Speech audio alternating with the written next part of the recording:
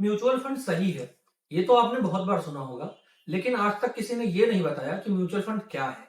तो आज के वीडियो में हम ये जानेंगे कि म्यूचुअल फंड क्या है और कितने तरह का होता है। तो नमस्कार, मेरा नाम शीतल गुप्ता है और मैं एक इंश्योरेंस एडवाइजर और म्यूचुअल फंड डिस्ट्रीब्यूटर हूँ। तो चलिए शुरू करते हैं आज का डिस्कशन। म्यूचुअल फंड को समझने से पहले मैं ये समझता हूँ कि आपको पहले शेयर मार्केट की थोड़ी नॉलेज होनी चाहिए। तो शेयर मार्केट के बारे में मैं थोड़ा आपको समझा देता हूँ। तो शेयर मार्केट में कंपनीज लिस्टेड होती हैं जिनके शेयर्स को आप खरीद सकते हैं, और उन कंपनीज के शेयर्स को खरीदने से आप उन कंपनी के हिस्सेदार या पार्टनर बन जाते हैं। और वो कंपनियां जिस हिसाब से बिजनेस करती हैं, उनको ग्रो करती हैं, उनसे जो भी प्रॉफिट होता है अपने शेयर होल्डर्स को डिविडेंड के रूप में लौटाती हैं या फिर अपने बिजनेस में उसे री इन्वेस्ट करती हैं। और री इन्वेस्ट करने से उनका बिजनेस ग्रो करता है, उसी के साथ साथ आपके शेयर का प्राइस भी ग्रो होता है। और अगर वो कंपनियां अच्छा परफॉर्म नहीं करती हैं या लॉस करती हैं तो उनका शेयर प्राइस घटने लगता है, और आपने उन कंपनियों में इन्वेस्ट कर रखा है तो आपका भी नुकसान होता है। तो ये तो हो गई शेयर मार्केट कैसे काम करता है ये बात। तो अब आपको शेयर मार्केट तो समझ आ गया होगा, जिससे आपको म्यूचुअल फंड समझने में काफी आसानी होगी। अब जानते हैं कि म्यूचुअल फंड क्या है। तो म्यूचुअल फंड अलग अलग तरह की एएमसीज रन करती हैं। एएमसीज का मतलब है एसेट मैनेजमेंट कंपनी। तो एसेट मैनेजमेंट कंपनी जैसे कि आपने एसबीआई का नाम सुना है, आईसीआईसीआई का नाम सुना है, एचडीएफसी का नाम सुना है, ये सारी अब तक आप बैंकों के बारे में जानते हैं। इन सारी कंपनीज की एएमसीज भी होती हैं जो कि आपके पैसे को मैनेज करती हैं, और इनमें आपके और मेरी तरह बहुत सारे लोग पैसे को इन्वेस्ट करते हैं जो कि इन कंपनीज में इकट्ठा होता है। और इस पैसे को ये कंपनियां मैनेज करती हैं और इसे मैनेज करने के लिए एक फंड मैनेजर को अपॉइंट करती हैं, और उस फंड मैनेजर की जिम्मेदारी होती है कि आपके पैसे को अच्छे शेयर्स में अच्छी एनालिसिस के साथ अच्छे तरह से इन्वेस्ट करे ताकि आपका पैसा ग्रो हो सके। तो अब आपको ये लग रहा होगा कि म्यूचुअल फंड में या फंड मैनेजर को पैसा देने से अच्छा है मैं खुद ही इन्वेस्ट कर लूं, क्योंकि शेयर मार्केट के बारे में अब आपको पता ही चल गया है। तो शेयर मार्केट में अगर आप शेयर खरीदने जाते हैं तो हर शेयर का एक प्राइस होता है। जैसे कुछ शेयर 10 रुपए के भी होते हैं, कुछ 100 रुपए के होते हैं, तो कुछ 10,000 के, तो कोई 1 लाख का भी होता है। तो अगर आपको 1,000 रुपए हर महीने इन्वेस्ट करना है तो आप शेयर्स नहीं खरीद सकते, और शेयर्स का प्राइस हर एक सेकंड पे बदलता रहता है जो कि आपके इन्वेस्टमेंट प्राइस को मैच नहीं कर सकता। और शेयर्स में आपका फुल रिस्क होता है। अगर आपने जिस भी कंपनी में इन्वेस्ट किया, एग्जाम्पल के तौर पे आपने हिंदुस्तान यूनिलीवर कंपनी का शेयर खरीद लिया और उस कंपनी में अपना पूरा पैसा इन्वेस्ट कर दिया, तो अब आपका पैसा बनना या डूबना सिर्फ हिंदुस्तान यूनिलीवर के ऊपर ही डिपेंड करता है। अगर हिंदुस्तान यूनिलीवर कंपनी अच्छे से परफॉर्म करती है तो आपका पैसा बढ़ेगा, और अगर वो नुकसान करती है तो आपका पैसा घटेगा। इसी को रिप्लेस करता है म्यूचुअल फंड। म्यूचुअल फंड में जब आप पैसा देते हैं तो आप 1,000 रुपए भी देते हैं तो आप अलग अलग कंपनीज में इन्वेस्ट कर सकते हैं। अलग अलग कंपनीज में कैसे, वो मैं बताता हूं। आपने 1,000 रुपया दिया और शर्मा जी ने भी 1,000 रुपया दिया और वर्मा जी ने भी दिया, और ऐसे बहुत सारे लोगों ने एक एक हजार रुपया दिया। उससे वो पैसा करोड़ों रुपया इकट्ठा हो जाता है।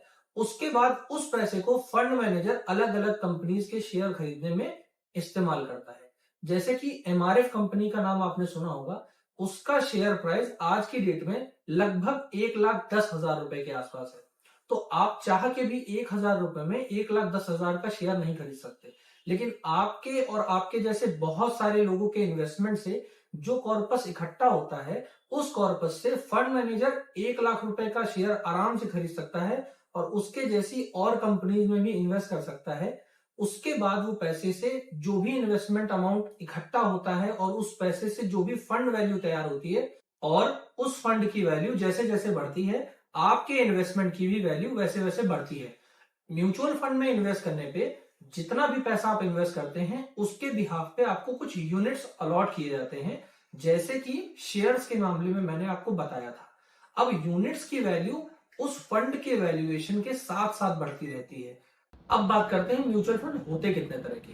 तो म्यूचुअल फंड मेनली 3 तरह के होते हैं, जिसमें सबसे पहला होता है equity mutual fund. Equity mutual fund से मतलब ये है कि equity mutual fund direct share market से जुड़ा होता है और ये शेयर मार्केट के उतार चढ़ाव से इस पे फर्क पड़ता है। तो इसमें आपको 12 से 14% का रिटर्न, जो कि आज तक निफ्टी और सेंसेक्स देता आया है, ऐसा ही रिटर्न आपको मिलने के चांसेस रहते हैं। इस इक्विटी म्यूचुअल फंड में भी कई सारी कैटेगरियां होती हैं, जैसे कि large cap, small cap, mid cap और अलग अलग सेक्टोरल फंड्स भी इसमें होते हैं। वो आप अपने रिस्क मैनेजमेंट के हिसाब से चुन सकते हैं, जो कि आपको उस हिसाब से रिटर्न भी देते हैं। और इक्विटी म्यूचुअल फंड ज्यादातर आपको लंबे समय तक इन्वेस्ट करने में ही आपको अच्छे रिटर्न देते हैं। लंबे समय से मेरा मतलब कम से कम 4 से 5 साल है। दूसरा होता है debt mutual fund. Debt mutual fund में फंड मैनेजर आपके बिहाफ पे कुछ गवर्नमेंट सिक्योरिटीज, कुछ बॉन्ड्स और कुछ ट्रेजरी बिल्स वगैरह खरीदता है, जिसमें एक निश्चित ब्याज दर होती है और उसी ब्याज दर के बिहाफ पे जो आपको म्यूचुअल फंड में यूनिट्स मिलते हैं, उन यूनिट्स का प्राइस बढ़ता है और इसमें आपका रिस्क ना के बराबर होता है, लेकिन आपको रिटर्न भी बहुत कम मिलता है, जो कि आपको बैंक एफडीज के मुकाबले थोड़ा सा ज्यादा होता है। एग्जाम्पल के तौर पर अगर बैंक में 7 से 8% का एफडी पे ब्याज चल रहा है, तो आपको ये 8 से 9% के आसपास का रिटर्न दे सकते हैं। तीसरी कैटेगरी है हाइब्रिड या बैलेंस म्यूचुअल फंड की। इस फंड में फंड मैनेजर कुछ पैसा इक्विटी में इन्वेस्ट करता है और कुछ पैसा डेट में इन्वेस्ट करता है, जिससे आपका रिस्क जो है डाइवर्सिफाई हो जाता है। और इसके चलते अगर इक्विटी या शेयर मार्केट में पैसा आपका घटता है या शेयर मार्केट अच्छा परफॉर्म नहीं करता है, तो दूसरी तरफ डेट म्यूचुअल फंड में जो पैसा इन्वेस्टेड है वो पैसा ग्रो करता रहता है, जिससे आपका इन्वेस्टेड अमाउंट कम नहीं होता है। और अगर शेयर मार्केट या इक्विटी मार्केट अच्छा परफॉर्म करती है तो आपको उसका डबल एडवांटेज मिलता है। लेकिन इक्विटी म्यूचुअल फंड के मुकाबले बैलेंस म्यूचुअल फंड कम परफॉर्म करते हैं, लेकिन कम रिस्क भी रखते हैं। तो आप अपने रिस्क के अनुसार म्यूचुअल फंड चुन सकते हैं। तो आप जान लेते हैं म्यूचुअल फंड में इन्वेस्ट करने का तरीका क्या है। तो म्यूचुअल फंड में इन्वेस्ट करने के लिए सबसे पहले आपको एक पोर्टफोलियो तैयार करवाना होता है, जो कि आपके डिस्ट्रीब्यूटर या एएमसी आपको बना के देती हैं। और उस पोर्टफोलियो में आपको अलग अलग तरह के फंड्स चुनने होते हैं।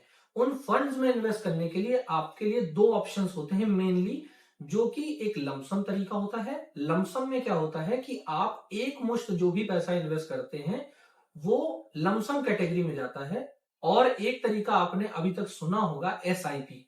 एसआईपी का फुल फॉर्म होता है सिस्टमैटिक इन्वेस्टमेंट प्लान। इसमें आप मंथली कुछ पैसा किसी एक तारीख को, जो आपकी सुविधा के अनुसार होती है, वो आप चुनते हैं।